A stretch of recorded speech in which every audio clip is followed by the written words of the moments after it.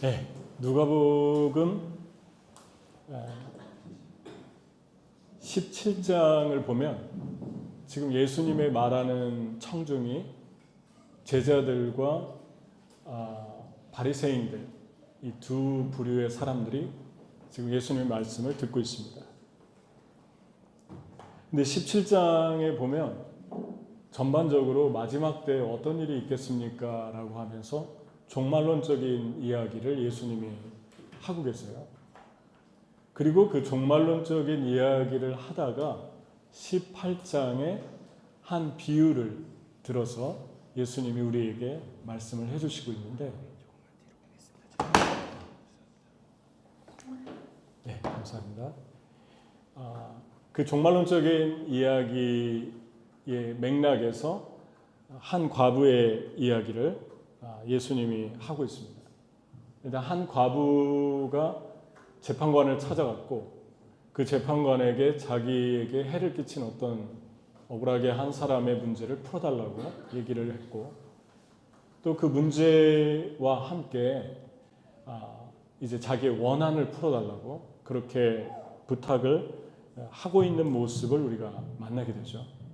이 전절에 보면은, 이 전장에 보면은 예수님이 마지막 때는 두 여자가 밭에서 일을 하다가 한 사람은 데려감을 당하고 한 사람은 남고, 두 남자가 자고 있다가 한 사람은 데려감을 당하고 한 사람은 남고, 노아의 때와 같고 롯의 때처럼 그런 일들이 일어날 것이다. 이게 어떻게 보면은 좀 두려운 얘기죠. 마지막 때 어떻게 우리가 살아야 되느냐를 지금 이 여인의 기도 속에서 우리에게 말씀을 하고 있습니다. 근데 이 재판관이 어떻게 묘사되고 있냐면, 이 재판관의 인격이 어떤 도시에 하나님을 두려워하지 않고 사람을 무시하는 그랬습니다. 그러니까 이 재판관, 비유 속에 나오는 재판관은 하나님을 두려워하지 않고 사람을 무시하는 사람이었어요. 하나님을 두려워하지 않는 것과 사람을 무시하는 것이 항상 같이 갑니다. 하나님을 두려워하는 사람들은 사람에게도 차별하지 않고 사람 속에서 하나님의 형상을 보기 때문에 그 사람들 한 사람 한 사람을 예수님처럼 대하죠. 예수님의 모습을, 하나님의 모습을 그 사람의 신분이나 가진 것에 관계없이 보기 때문에 사람을 소중하게 생각합니다. 그래서 하나님을 두려워하는 사람들이 사람도 존중하고 사랑하는 것과 같이 똑같이 비례한다는 것입니다. 근데 특히 이 여자는 과부고, 과부니까 당연히 AD 1세기의 과부는 가난했겠죠. 가난한 사람들에 대해서도 아주 존중하면서 대할 수 있었겠는데, 하나님에 대한 두려움이 없으니까 완전히 무시했습니다. 들어주지 않아요. 이 비유에서 우리가 한 가지 이 재판관의 인격 속에서 생각해야 될 것은, 이 재판관은 하나님의 시각이 없다는 것이 이 여인의 비유 다음에 바로 따라 나오는 비유를 하나 더 말씀했는데, 우리가 잘 아는 말씀이죠. 이스라엘에서 세리는 아주 중죄인 취급을 받죠. 로마에 세금을 바치고 사람들에게 걷어서 일부는 자기가 챙기기 때문에 도둑하고 똑같이 그렇게 취급을 받았는데, 세리와 바리새인이 성전에 올라가서 기도를 합니다. 바리새인이 어떻게 기도를 하냐면 둘 다 서서 기도를 하는데, 나는 일주일에 2번 금식하고 11조를 하고 또 다른 사람을 해친 일이 없습니다. 강도, 악한 일, 간음 이런 일을 한 적이 없습니다. 그런데 저 세리처럼 그랬어요. 세리가 옆에서 듣고 있는 거죠. 지금 기도하러 갔다가 자기를 거론하는 모습을 지금 바리새인의 기도 속에서 듣는 것입니다. 그런데 이 세리는 감히 하나님을 향해서 얼굴도 들지 못하고 가슴을 치면서 나는 죄인입니다. 나를 불쌍히 여겨 주시옵소서. 그렇게 기도를 했다고 그럽니다. 예수님께서 이 둘 중에 누가 하나님께 그 기도가 의롭다함을 받고 내려갔겠느냐.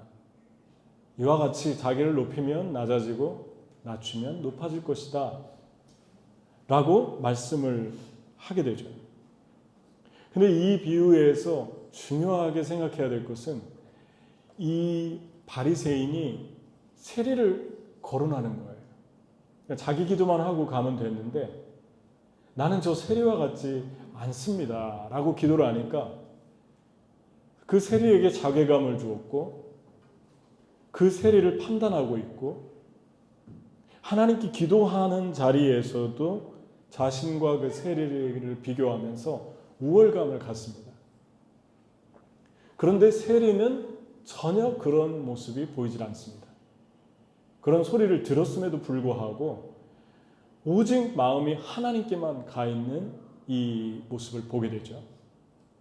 근데 이것을 예수님께서 말씀하시면서 하나님의 눈, 하나님의 사람을 보는 눈에 대해서 얼마나 섬세한지, 그리고 하나님의 사람의 마음을 얼마나 정확하게 꿰뚫어 보시는지를 지금 말씀하고 있는 거죠. 그런 맥락에서 본다면 이 재판관은 아주 사람을 깊이 보지도 않거니와 사람을 업신여기는 하나님과는 대조적인 그러한 모습을 우리가 보게 됩니다. 아주 얕은 그런 사람의 인격을 가지고 있죠. 근데 문제는 이런 재판관이 저기 법원에나 있고 우리 삶하고는 관계가 없으면 괜찮은데 우리 삶에서 이 재판관 같은 사람들을 만날 때가 있다는 것입니다.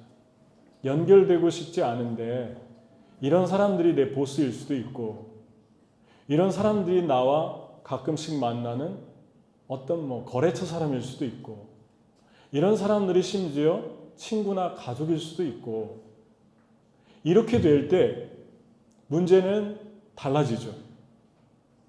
이렇게 사람을 무시하고 하나님을 두려워하지 않는 사람들이 나와 직접적인 연관을 갖게 되면은 마음을 닫게 되고 닫는 게 문제가 아니라 마음을 많이 다칠 수 있고 상하게 됩니다.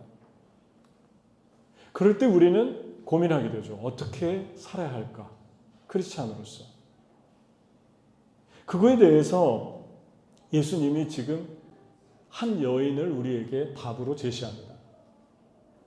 이 여인을 우리가 주목해야 되는데 첫 번째 이 여인이 와서 부르짖은 그 모습, 기도라고는 표현을 안 했는데 지금 항상 기도하고 낭망치 말아야 될 것을 하고 말씀을 시작했기 때문에 기도를 향한, 기도를 위한 암시적인 비유였어요.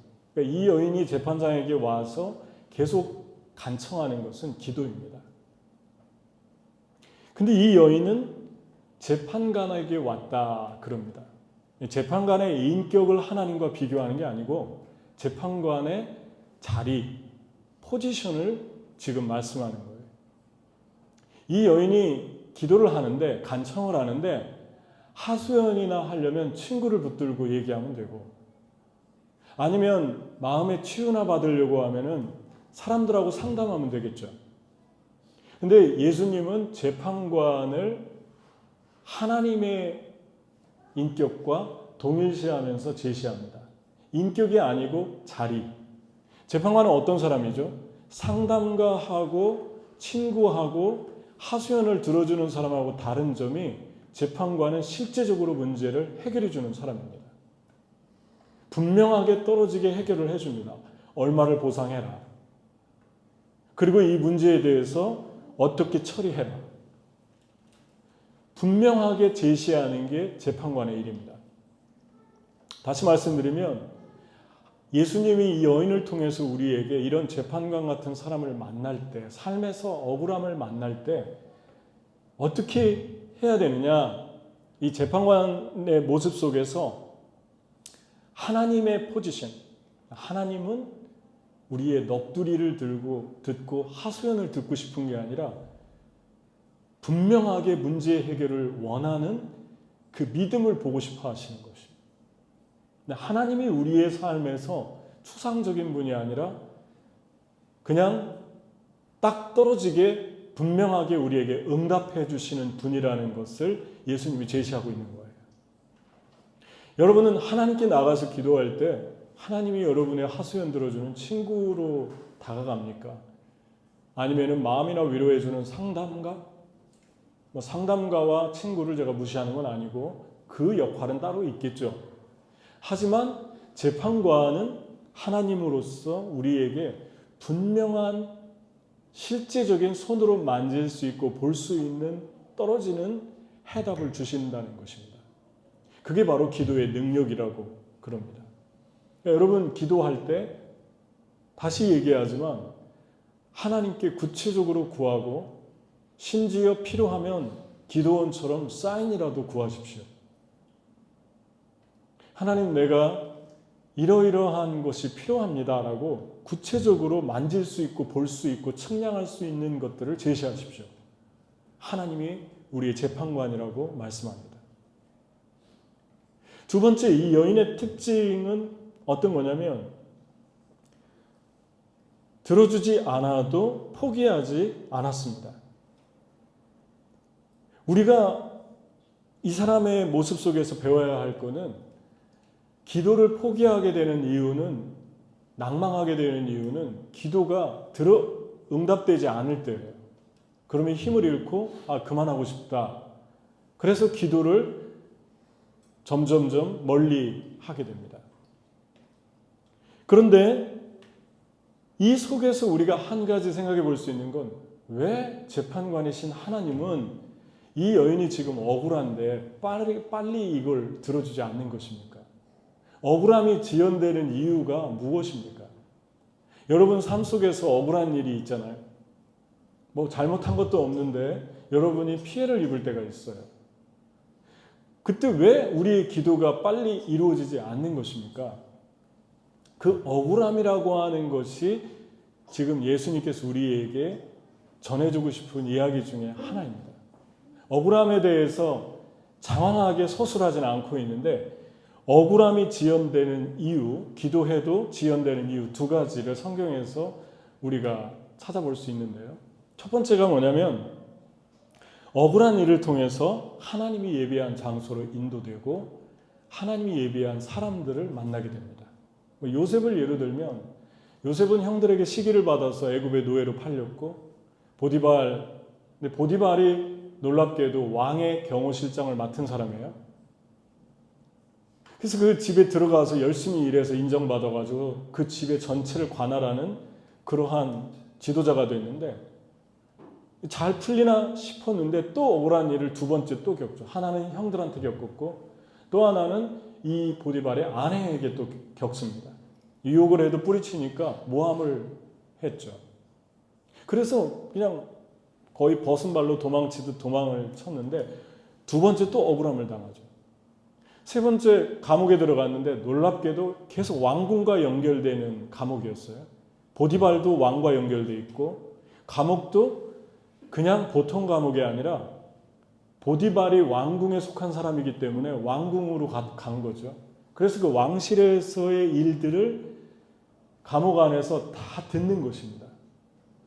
결국 계속해서 수업을 받고 있는 거예요. 이 감옥에서. 왕실 수업을 받고 있는 거죠. 죄수가 들어오면 이 사람이 자유로만 죄수들과 이야기를 할 수 있는데 놀랍게도 그 죄수를 지키는 사람이 제일 높은 사람이 요셉을 자유롭게 다닐 수 있도록 감옥을 관할하는 포지션을 줍니다. 엄청난 거죠. 그러니까 들어온 사람마다 요셉하고 자유롭게 이야기하면서 요셉은 왕실에 대한 모든 업무에 대한 일들을 듣게 됩니다. 그리고 결국 왕에게 발탁돼서 총리의 자리에 오르는데 여기에 포인트는 억울함이에요. 억울한 일을 겪지 않았다면 이렇게 빠르게 지름길로 가서 총리가 될 수 없었다는 것이죠. 여러분 바울이 복음을 한참 전하고 사람들이 구원을 받고 제자들이 일어날 때 감옥에 갇혔어요. 감옥에 갇혀서 쓴 성경이 4개인데 빌립보서, 에베소서, 골로새서, 빌레몬서입니다. 그 외에도 바울이 감옥에 갇혀서 계속해서 편지를 쓰고 복음을 전하는데 사람들을 만날 수 없고 이렇게 묶이니까 감옥에만 있는데 감옥에 있다 보니까 성경을 쓰게 되고 그 성경을 쓰다 보니까 전체가 다 합해서 옥중서승까지 합해서 11권을 쓰게 됐어요.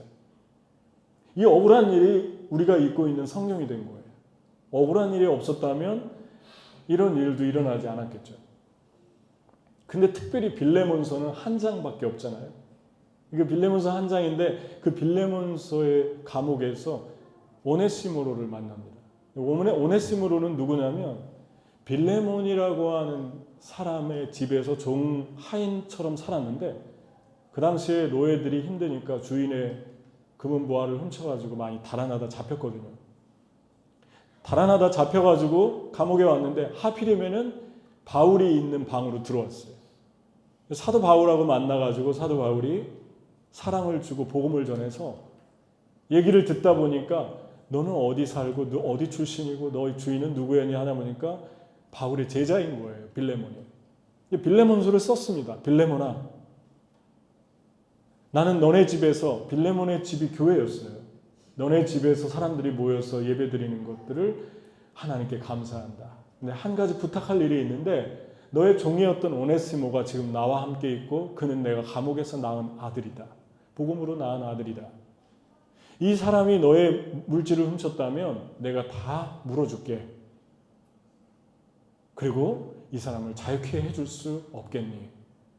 어마어마한 일이 이 사람의 생에 오네시모에게 일어나잖아요. 근데 빌레몬이 돈 받았겠습니까? 그 당시에 바울은 예수님처럼 존경받는 분이었는데 자기의 영적인 아버지가 얘기하는데 돈을 받았겠어요? 이렇게 좋은 일에 자기가 쓰여지는 걸 좋아했겠죠. 오네시모의 이름이 useful하다, 유용한 자였는데 그동안은 유용하지 못하게 살았지만 진짜 이름의 가치를 회복합니다.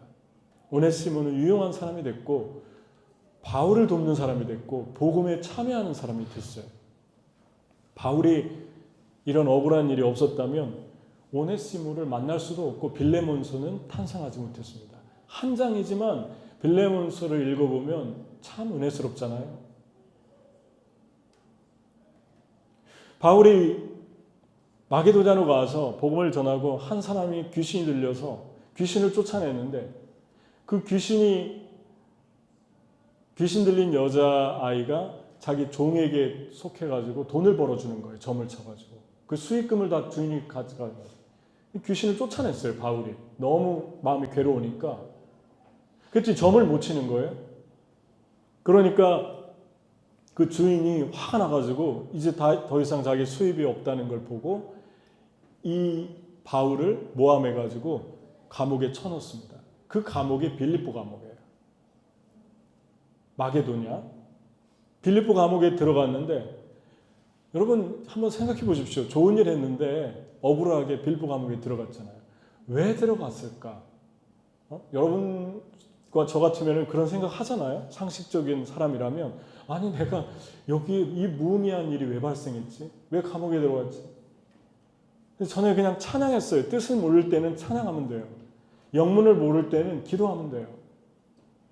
그래서 밤중에 찬양하고 기도하는데 지진이 일어나고 옥문이 열리고 죄수들의 착고가 풀어지면서 죄수들 한 명이라도 도망가면 간수가 대신 죽었거든요. 간수가 다 도망간 줄 알고 칼을 빼서 자기를 하려고 하는데 바울이 소리를 지르죠. 다 여기 있으니까 도망가지 않았으니까 죽지 말라고. 간수가 그때 당시에는 감옥에 자기 방이 있고 집이 있으니까 바울을 데려다가 자기가 때린 상처, 얼마 전까지만 해도 몇 시간 전만 해도 바울을 때려서 온몸에 상처가 투성인데 다 닦아주고 밥을 해주고 그 온 집이 다 예수님 믿고 구원받았어요. 억울한 일이 아니었다면 감옥에서 이런 일이 발생하지 않았죠. 하나님의 뜻이 이루어지는 것이 얼마나 위대하고 놀랍습니까? 여러분, 예수님이 억울함을 통해서 여러분과 제가 구원을 받았잖아요. 가룟 유다가 고소하고 자기 스승 따라다니면서 한 번도 잘못한 것을 본 적이 없는데 결국 자살하긴 했지만 양심의 가책을 느껴서 예수님 십자가 지는데 결정적인 역할을 하잖아요. 고소하고 겨우 은 20, 노동자가 20일만 일하면 얻을 수 있는 그 돈을 얻자고 그 싼 가격에 예수님을 팔잖아요.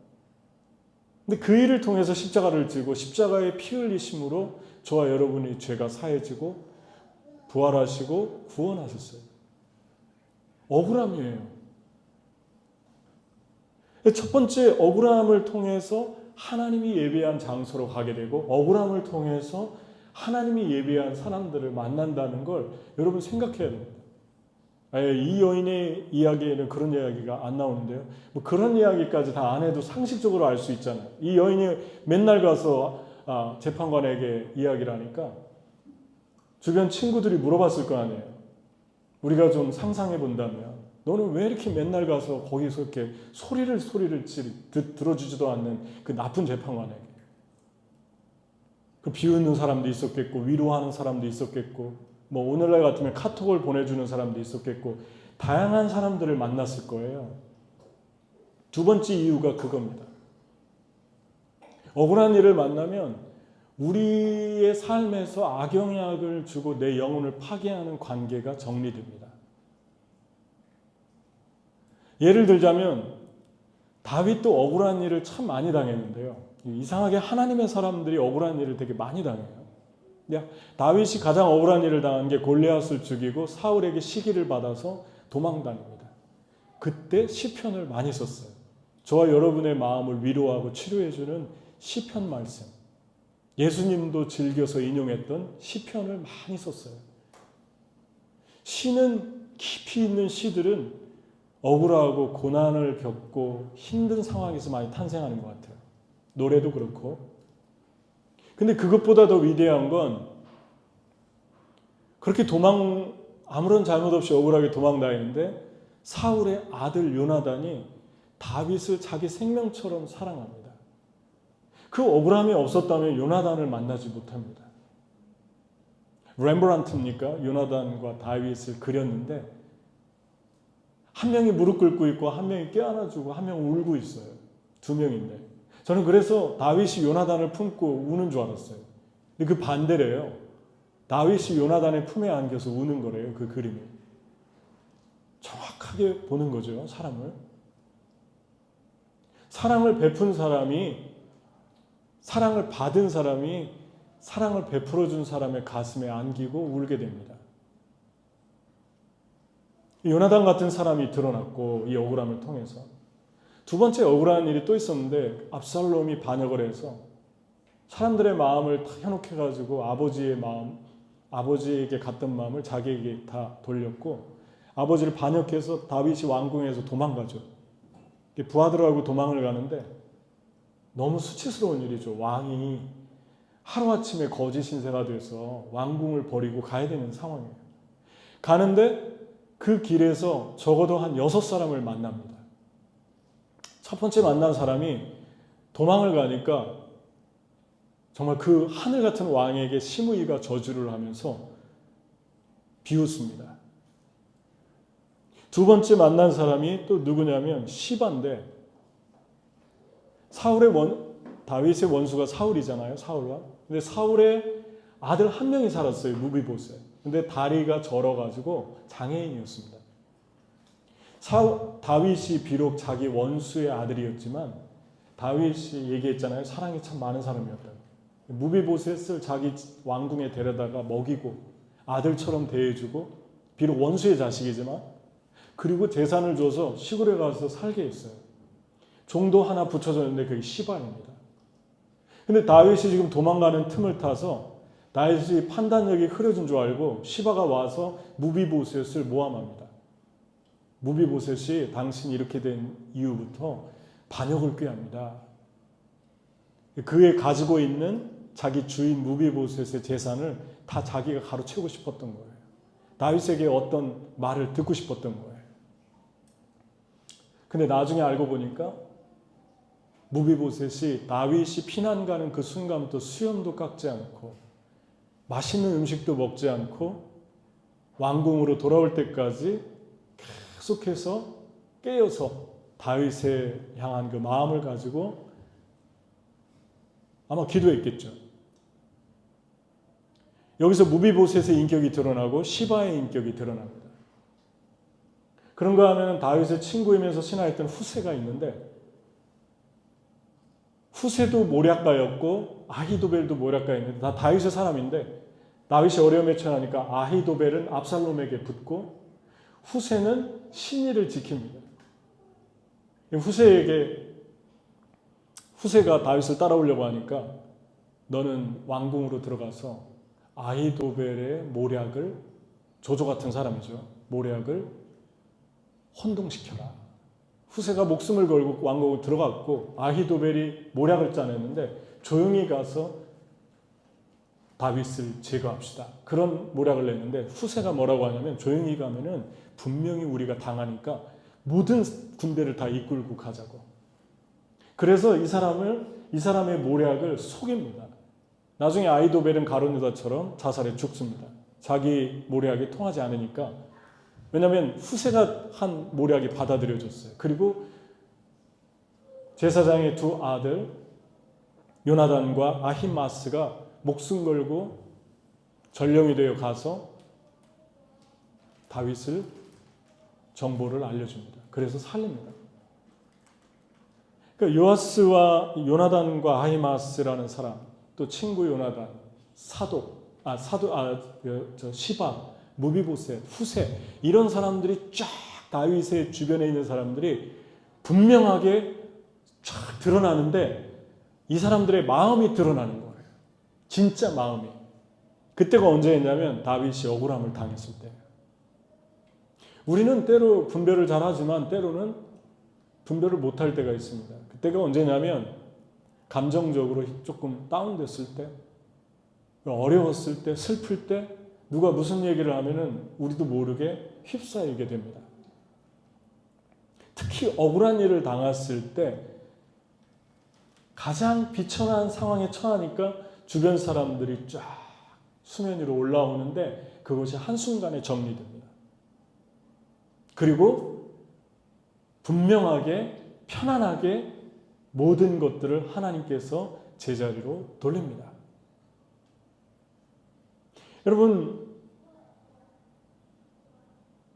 여러분이 여러분의 삶에서 어떤 일이 억울하게 있는데 그것이 지연됩니까? 그러면 믿으십시오. 두 가지를 믿으십시오. 이건 변장한 예수님이다. 분명히 억울한 일을 당하잖아요. 그럼 하나님이 여러분을 축복하시려고 그러는 거예요. 첫 번째는 하나님 예배한 장소로 가게 되고 하나님 예배한 사람을 만나고, 두 번째는 여러분의 모든 관계를 다 정리해 주신다. 그러니까 감사한 거예요. 여러분, 세 번째 이 여인의 기도의 특징은 재판관이 변했어요. 두 가지가 변했는데 뭐라고 얘기를 하죠? 재판관이 얼마 동안 듣지 아니하다가 속으로 생각하되, 이게 변화예요. 첫 번째 변화예요. 내가 하나님을 두려워하지 아니하고 사람을 무시하나. 어떻게 알았을까요? 자기 모습을. 놀랍지 않아요? 보통은요, 자기가 어떤 사람인지 사람들이 잘 몰라요. 다른 사람은 다 아는데 혼자만 몰라요. 그게 인간이죠. 근데 이 여인이 계속해서 부르짖고 간청하니까 자기 모습을 정확하게 보잖아요. 내가 하나님 두려워하지 않고 사람을 무시하는 사람인데 이거 들어주지 않으면은 계속 괴롭게 할 것 같아요. 와가지고 소리소리 지르면서. 첫 번째 어떤 변화가 있냐면 자기 자신을 정확하게 돌아보는 그러한 모습을 보게 됩니다. 그런데 특별히 내 생각에는 속으로 생각이 바뀌고 있어요. 자기를 보고 있어요. 여러분, 우리가 하나님께 기도하잖아요. 그러면 하나님께서 누군가의 생각을 바꾸실 수 있는 분이라는 거 생각해 보셨습니까? 사람의 생각은 쉽게 바뀌지 않아요. 결혼해서 평생을 살아도 그 사람을 내가 바꿀 수 있다는 것은 착각입니다. 그런데 하나님께 올려드리고 기도하잖아요. 그럼 하나님이 터치하시고 감동을 주시면 바뀝니다. 어느 날 내가 보이는 거예요. 아, 내가 이런 사람이구나. 아, 내가 이런 블라인드 스팟을 보지 못하는 부분을 가지고 있구나. 그게 보이는 거예요. 내가 바꾸려 들면은 더 안 바뀝니다. 여러분, 이 여인이 들어주지 않는데 불의한 재판관이라는 것 소문이 자자한데 어떻게 구할 수 있었을까요? 이 여인이 계속해서 그래도 구할 수 있었던 건 하나님만 바라보는 거예요. 재판관을 바라본 게 아니고. 하나님을 바라보면 하나님이 그 사람을 바꾸십니다. 그러니까 이 여인이 지금 믿음이 있는 거죠. 여러분이 하나님께 기도할 때 사람을 바라봅니까? 하나님을 바라봅니까? 아, 이 사람 보니까 내 생각에는 안 될 것 같아 라고 접잖아요. 하나님을 바라보십시오. 하나님께 기도할 때 이게 진짜 중요합니다. 그래야지 실망하지 않아요. 안 그러면 실망해서 기도하기 싫어져요.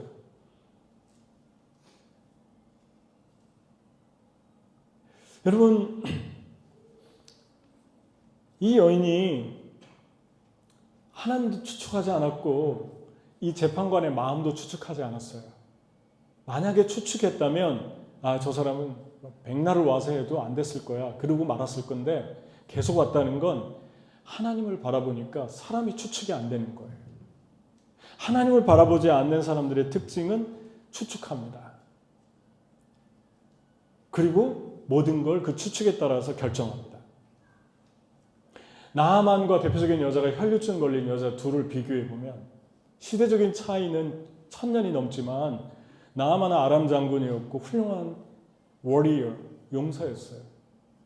근데 나아만에게 한 계집종이 당신이 나병이 걸렸는데 이스라엘에 가면 선지자 하나가 있습니다. 엘리사라는 분을 만나면 좋을 것 같은데 나을 것만 같은데요. 정보를 줬어요. 근데 나아만이 왕에게 얘기했더니 왕이 신임을 하니까 금은보화를 챙겨주면서 갔다 와라. 가가지고 엘리사가 뛰쳐나와서 벗은 발로 뛰쳐나와서 자기를 환대할 줄 알았는데 문도 안 열어보고 안에서 뭐라고 그러냐면 요단강에 7번 씻어라. 네가 올 줄 알았다. 뭐 이런 식이에요.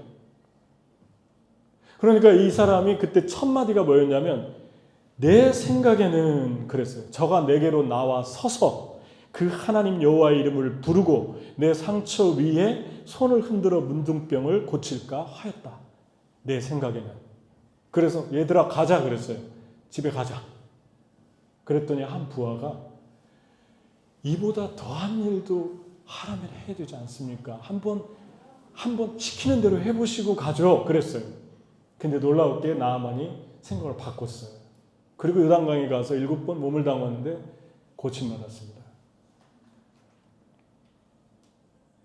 내 생각만 고집하다 갔으면 이런 엄청난 축복을 못 받은 거예요. 근데 혈류증 걸린 여인은 반대인데 내가 먼 밑에서 보니까 예수님의 옷자락만 만져도 내 몸이 다 나을 것 같아요. 12년 동안 피가 멈추지 않는 병이니까 얼마나 고생을 했겠어요, 이 여인이. 돈도 다 탕진했고 의사들에게. 그때 당시에 의사들은 뭐 형편없었으니까 AD 1세기 의사들은. 그러니까 그런 절망적이고 소망 없는 상황을 통과하고 있는데 이 여인 안에 어떻게 이런 소망이 생겼을까? 그것도 터무니없는 소망인데 예수님 옷을 만지면 나을 것 같아요. 이 여인은 가버나움 먼 밑에서 많은 걸 봤습니다. 이 여인이 예수님 만지기 전에 일어난 일이 백부장의 하인이 고침받은 거, 중풍병자가 지붕을 뜯어서 내려가지고 고침받은 거, 귀신을 쫓아내신 거, 무리를 걸어와서 사람들에게 제자들을 구원하신 거. 너무 많아요. 이런 것들을 먼 밑에서 보면서 소망이 차올랐는데 생각의 변화가 일어났어요. 내가 예수님을 만지면 변화될 것 같아요. 여러분, 추측과 이 두 개 다 비슷한 추측과 믿음이에요. 나아만은 추측을 했죠. 그런데 이 여인은 믿음을 가졌죠. 믿음과 추측은 닮았어요. 비슷합니다. 두 개 다 추측하는 것 같아요. 근데 믿음과 추측의 차이가 뭘까요? 추측은 다른 사람들을 비교합니다. 추측은 믿음은 사랑이 있는데 추측은 사랑이 없어요. 여러분 예를 들어서 배고프다 그러니까 우리가 추측하잖아요. 저 사람 배고픈데 나한테 뭐 사달라는 얘기인가? 거기까지만 생각을 해도 괜찮은데 사람들한테 얘기할 때 저 사람이 배고프대요 그렇게 얘기하는 게 아니라 저 사람이 배고파서 나한테 밥을 차려달래요 이렇게 얘기합니다. 그런데 내가 추측한 것을 얘기하면서도 모르는 거예요. 그래서 추측과 믿음의 차이가 이겁니다. 여인은 하나님만 상대하고 있어요. 혈루증 거인 여인은 모든 추측을 하나님께만 두고 있어요. 그 추측이 안 맞아도 괜찮아요. 왜냐하면 하나님과 나와의 관계이기 때문에 하나님이 그냥 넘어가 주세요. 네가 믿음을 잘못 생각했다. 잘못 추측했다. 믿음에는 추측의 경향도 있으니까. 그런데 내 믿음이 아닌 추측은 다른 사람을 향해서 갖는 것입니다. 나와 사람의 관계에서 일어나는 일입니다. 그리고 왜 부정적으로 추측합니까?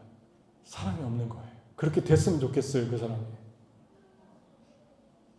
이게 추측과 믿음의 차이입니다. 여러분, 하나님을 믿음으로 믿습니까? 아니면 추측으로 믿습니까? 여러분은 사람을 신뢰하십니까? 아니면 추측하십니까? 추측은요, 축복을 못 받습니다. 그리고 하나님의 축복이 오다가도 멈출 수 있어요. 추측한 것을 이야기하는 건 더 큰 죄악입니다.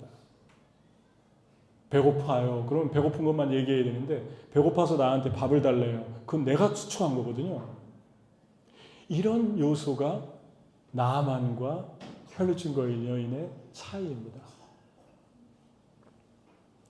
이 재판관은 첫 번째 생각이 바뀌었고 그래서 이 여인 마음 속에서 일어난 그 생각 속에 일어난 그 추측은 놀라운 하나님의 축복을 여인에게 안겨줍니다. 놀랍지 않습니까? 하나님이 여러분에게 하나님에 대한 추측을 주시잖아요. 하나님에 대한 소망이 긍정적이잖아요. 그 안에 사랑이 있죠. 그러면 붙들고 주님께 나가세요. 하나님이 여러분 지금 변화시키고 있는 중이에요. 그런데 부정적이고 소망이 없고 그러면 얘기하지 마십시오. 그리고 하나님께 기도로 나가십시오. 이 여인의 기도 속에 기도와 믿음의 추측이 연관되어 있잖아요. 아름다운 생각이 있는 거예요. 왜냐하면 하나님만 바라보고 있잖아요. 이게 기도예요. 마지막 때를 살아가야 하는 사람들의 기도입니다. 여러분, 한 가지 더 잠깐 얘기하면 기독교 상담가인 아치볼트 하트를 제가 되게 좋아하는데 그 사람의 책을 읽어보면 책 제목이 아마 제가 하도 여러 번을 읽어가지고 다 기억이 안 나는데 숨은 감정의 회복이라는 책일 거예요. 아치볼트 하트가 뭐라고 얘기하냐면 사람의 생각에 영향을 주는 게 5가지가 있다고 그래요. 첫 번째는 신념. 중세의 사람들은 지구가 네모나다고 믿었죠. 네모나다고 믿으니까 절대로 멀리 배 타고 안 나가는 거죠. 배 타고 나가다 끝으로 가면 절벽으로 떨어지는데 거기가 지옥이라고 생각했어요. 신념이 생각에 영향을 미칩니다. 잘못된 신념이죠. 태도. 생각 따로 행동 따로인데 행동이 생각에 영향을 미칠 때가 있어요. 마음은 안 그런데 행동을 반대로 하잖아요. 그러면 마음이 따라갑니다. 이게 태도의 영향력이에요. 생각의 태도가 영향을 주죠. 그 다음 세 번째는 expectation, 기대. 누군가로부터 생일 선물을 기대하면서 어떤 말들을 기대해요. 근데 그 사람은 내 생일을 몰라요. 며칠 날인지. 그리고 기대해요. 그리고 혼자 마음 상해요. 잘못된 기대. 그 다음에 네 번째 assumption, 가정. 3개월 전에 약속을 했는데 중간에 한 번도 컨펌을 안 해주고 3개월 후에 어디서 만납시다 했는데 그 사람이 안 나왔어요. 잘못 추측한 거죠. 내가 잘못된 추측을 할 수밖에 없는 상황을 만든 거예요. 다섯 번째, 지각, perception. 이 perception은 뭐냐면은 태어나서 한 번도 눈을 보지 못한 사람들이 있어요. 스노우, 열대지방 사람들, 아프리카 사람들은. 눈 보는 게 소원이라고도 해요. 근데 한 번도 태어나서 열대지방의 야자수를 보지 못한 분이 있다고 가정을 해봅시다. 둘이 결혼을 했어요. 자기가 보고 경험한 것만 아는 거예요. 그러면 잘못된 커뮤니케이션이 이루어집니다. 세상에 눈은 존재하지 않아. 아니, 눈이 있어. 그렇게 얘기합니다. 세상에 야자수 같은 건 없어. 야자수 있어요. 이 다섯 가지가 생각에 영향을 미친다고 그래요. 그러면 하나님께서 우리에게 빌립보서 4장 6절 7절에 이런 말씀을 하셨어요. 아무것도 염려하지 말고 오직 모든 일에 기도와 간구로 너희 구할 것을 감사함으로 하나님께 아뢰라. 그런 모든 지각에 뛰어난 하나님의 평강이 너희 마음과 생각을 지키시리라. 아치볼트 하트의 말을 우리가 인정한다고 가정했을 때 마음과 생각을 지키신다는 것은 다섯 가지를 믿는다는 거, 영향을 주는 거예요. 하나님이 우리가 바르게 생각할 수 있도록 우리의 태도에 관여하십니다. 우리의 건강한 익스펙테이션에 관여하십니다. 우리의 건강한 추측을 하도록 도와주십니다. 아까 혈중 같은 여인의 추측. 다른 사람이 안 되길 바라면서 하는 추측, 그것까지 덧붙여서 다른 사람에게 이야기하는 추측, 그런 거 말고요. 큰일 나죠. 이렇게 되면. 여러분, 좋은 것도 추측한 거는 다른 사람한테 얘기하면 안 돼요. 어떤 사람에 대해서. 왜냐하면 좋은 거든 나쁜 거든 나를 추측했다는 것 자체를 사람은 되게 싫어합니다. 여러분, 우리 삶에서 우리의 생각을 지키는 것이 어려울 수 있어요. 너무 쉬운 것 같은데 바로 여기 1cm도 안 되는, 내 눈에서 1cm도 안 되는 이 뇌에서 나오는 이 생각을 내가 못 지킬 수 있어요. 안 되는 거예요. 이렇게 추측하고 싶지 않은데 추측이 멈추질 않는 거예요. 왜 그렇습니까? 상처가 많을수록 더하겠죠. 마음과 생각을 지켜주셔야 돼요. 지킨다는 것은 누가 뺏어간다는 걸 전제로 합니다. 사단은 이 다섯 가지 영역 속에서 우리의 마음을 흔들어 놓습니다. 그래서 최근에 미국의 유명한 배우 하나가 죽었는데 50대밖에 안 되는데 여러분도 들었잖아요. 자기 생각을 멀쩡하게 지키는데 700억을 쓴 적도 있대요.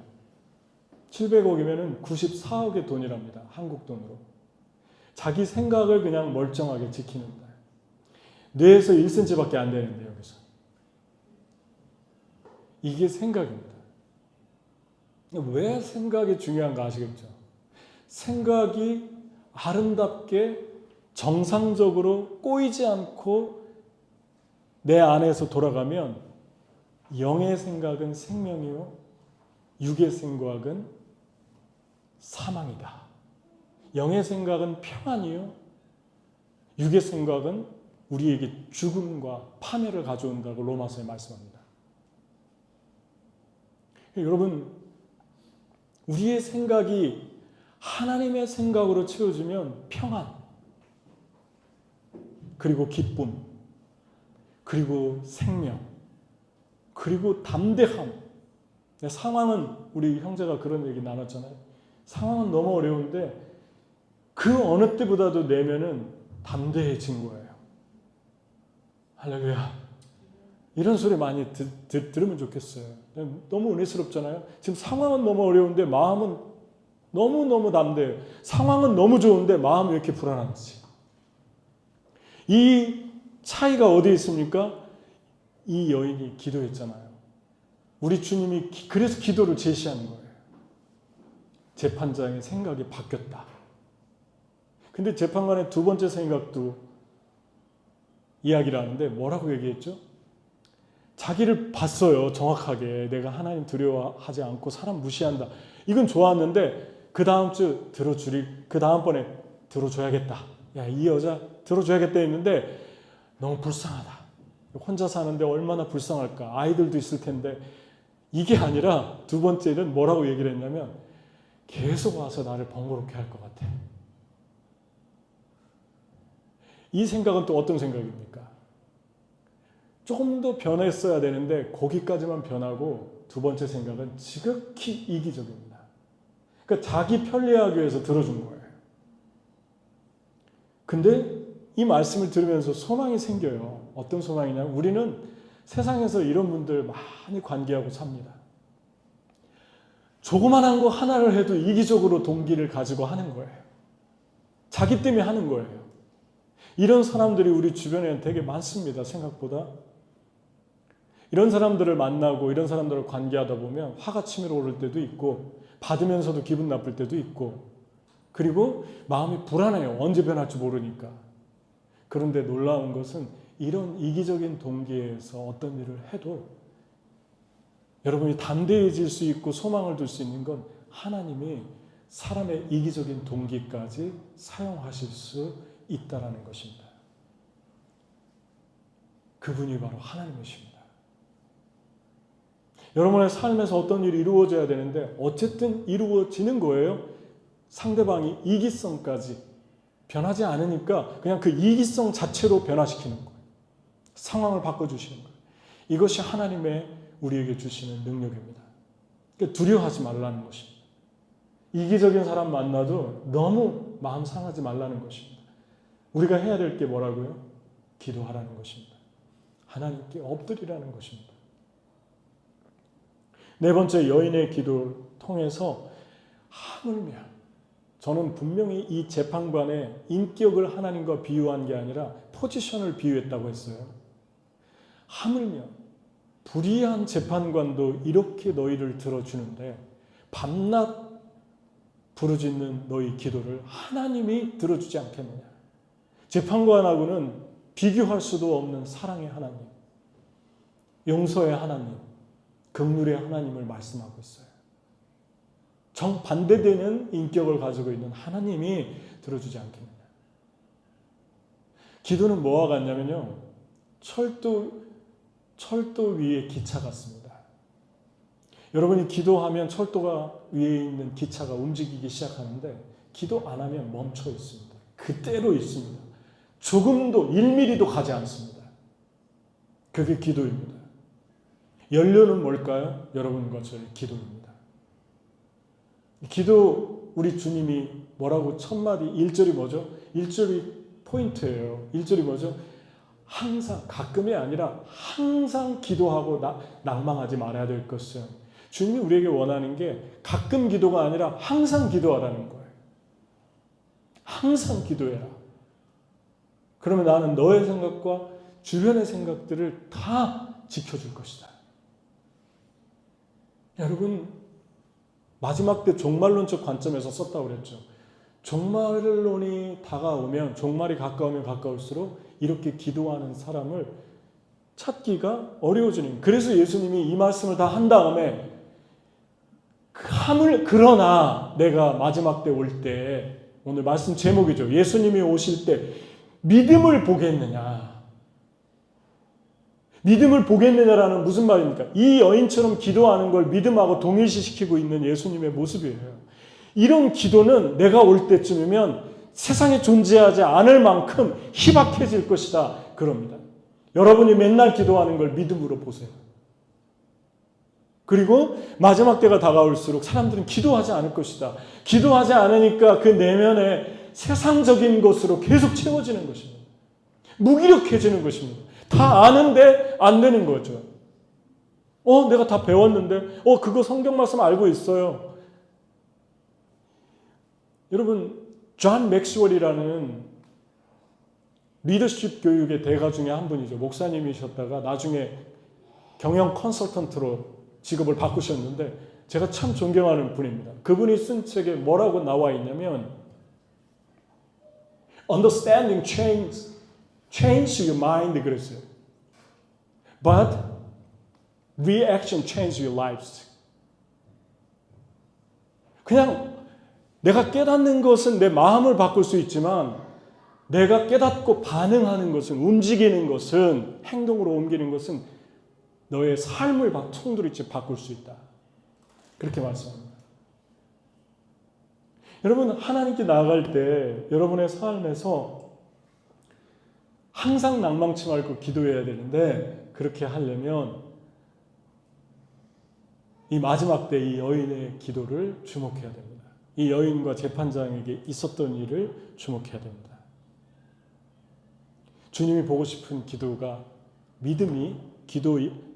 기도는 믿음입니다. 이 믿음이 어떤 거라고? 예수님 오실 때, 오늘 말씀해 드린 예수님 오실 때의 믿음, 어떤 믿음이라고요? 이 여인이 가지고 있었던 4가지가 포함된 기도. 주님이 우리에게 부탁하십니다.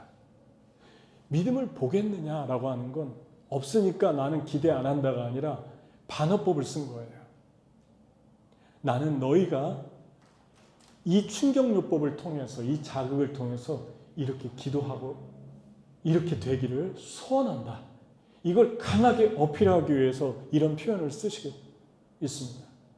반대로 받아들이면 돼요. 나는 너희가 기도하기 원한다. 항상 기도하기 원한다. 이 여인처럼 5가지의 마음을 가지고 기도하기를 원한다. 첫 번째 뭐라고요? 하수연이 아니라 재판관으로 만나라, 하나님을. 실제적인 문제 해결을. 두 번째는 포기하지 않았습니다. 억울함이 지연되는, 포기하지 않을 때 억울함이 지연되는 2가지 이유를 말씀했습니다. 좋은 사람을 만나고 장소로 인도되고 그 다음 우리 마음이 성화되면서 하나님의 뜻을 이루게 된다. 그리고 3번째는 재판관의 마음을 변화시킨다. 사람의 마음과 환경을, 상황을 바꾸실 수 있다. 이기적인 동기까지 포함해서 4번째는 밤낮 기도해라. 항상 기도해라. 이게 믿음이다. 그걸 말씀했습니다. 여러분이 하나님이 여러분 기도를 듣고 계심을 믿으십니까? 억울함이 지연되는 이유를 믿으십니까? 주님이 여러분의 기도를 통해서 기도를 이루시고 있음을 믿습니까? 우리는 밥만 먹고 사는 게 아니라 우리의 기도를 먹고 삽니다. 같이 기도하겠습니다. 이 시간에 우리 기도할 때 하나님, 내가 기도할 수 있도록 도와주십시오. 기도를 이론적으로 깨닫고 끝나는 것이 아니라, 마음의 변화가 아니라 행동하게 해주시옵소서.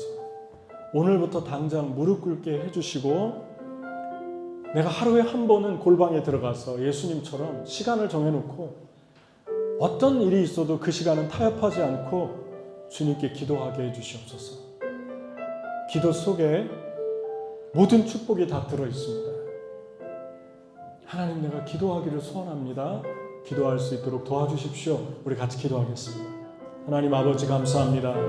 주님의 사랑으로, 주님의 은혜로 저희들을 붙들어 주시고, 저희들의 삶에 하나님의 그 놀라운 그 하나님의 축복, 하나님의 보화를 저희가 가질 수 있도록 도와주시기를 기도합니다. 하나님 아버지, 저희들의 마음이 하나님 아버지 낭망하고 또 기도하다가 지칠 때가 있습니다. 낭망하지 않도록 이 비유를 주셨는데 계속 기도하게 도와주시고, 계속 하나님을 바라보게 도와주시고, 아버지 하나님을 의지할 수 있도록 도와주시고, 주님만 바라볼 수 있도록 인도해 주시기를 간절히 기도하고 나옵니다. 하나님 아버지, 우리의 삶에서 지연되는 어떤 기도의 문제들이 하나님 우리에게 찾아오는 주님의 축복임을 믿습니다.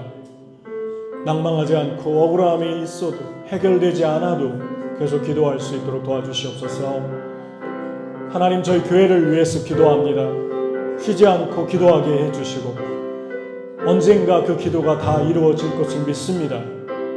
하나님, 우리 가족에 대해서, 우리 나라에 대해서, 우리 주변 사람들에 대해서 기도하게 해주시고, 하나님 바라보게 해주시고 하나님을 예배하게 해주시고 온전히 하나님께 믿음으로 나아갈 수 있도록 인도해 주시기를 간절히 기도하고 나옵나이다. 주님을 사랑합니다. 불쌍히 여겨주시고 저희를 긍휼히 여겨주시기를 간절히 기도하고 나옵나이다. 이 시간 한 번 더 기도할 때 여러분의 마음에 어떤 아직도 지연되고 있는 것들이 있습니까? 혹시 그것이 억울함이 아니고 다른 문제이든 거기에는 반드시 하나님의 예비한 섭리가 있고 또 숨겨진 하나님의 선물이 있습니다. 이 시간에 믿으면서 하나님이 합당하지 않으면 다른 것으로 주실 것이고 다른 것이 아니면 나중에 줄 것이고 나중에 아니면 다른 것으로 줄 것입니다.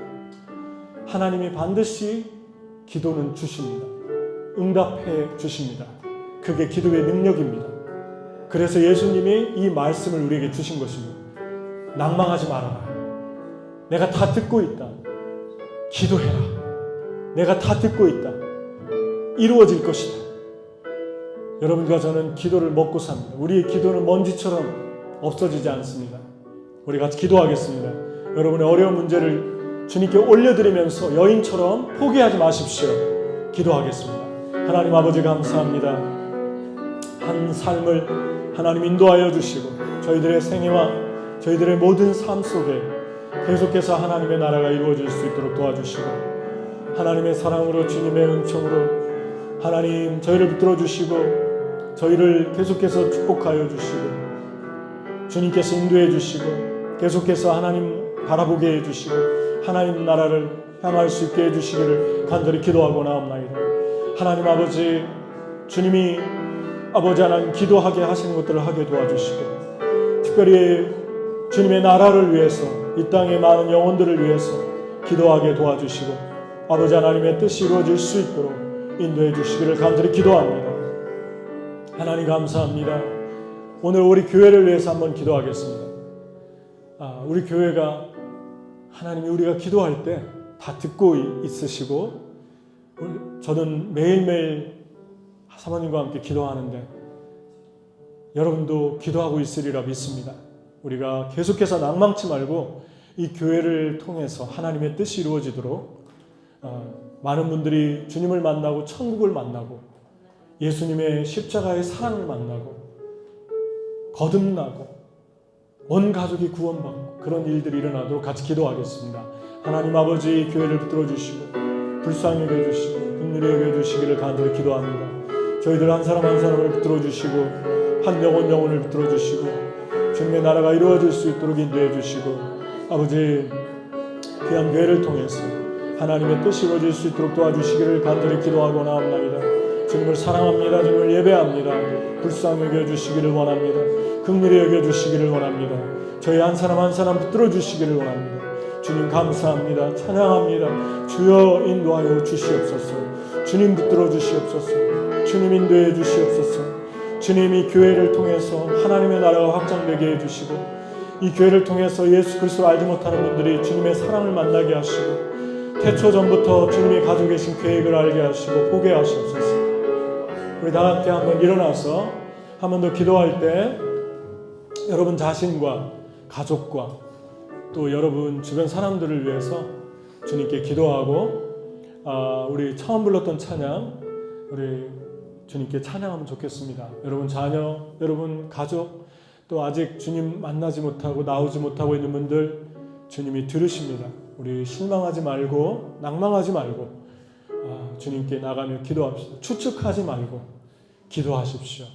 추측하지 말고 믿음의 생각을 하십시오. 믿음은 긍정적입니다. 믿음은 소망적입니다. 믿음은 다른 사람과 나를 비교하지 않습니다. 믿음은 다른 사람을 생각해도 잘 되기를 소망하는 것입니다. 이 시간에 한번 우리 같이 간절히 성령 인도하는 대로 가족과 주변 사람, 친구, 여러분 개인적인 기도를 올려드리겠습니다. 하나님 아버지 감사합니다. 주님을 사랑합니다. 주님을 의지합니다. 주님을 찬양합니다. 저희를 붙들어 주시고 불쌍히 여겨주시고 긍휼히 여겨주시고 저희가 계속해서 주님께로 나아갈 수 있도록 하나님을 바라보게 하시고 하나님을 의지하게 하시고 주님 주님께서 인도해 주시기를 간절히 기도하고 주님께서 역사해 주시기를 기도합니다. 주님이 함께해 주시기를 기도합니다. 하나님 감사합니다. 하나님 찬양합니다. 하나님 예배합니다. 오늘 찬송합니다. 오늘 하나님에 대해 잘못 추측해도 괜찮습니다.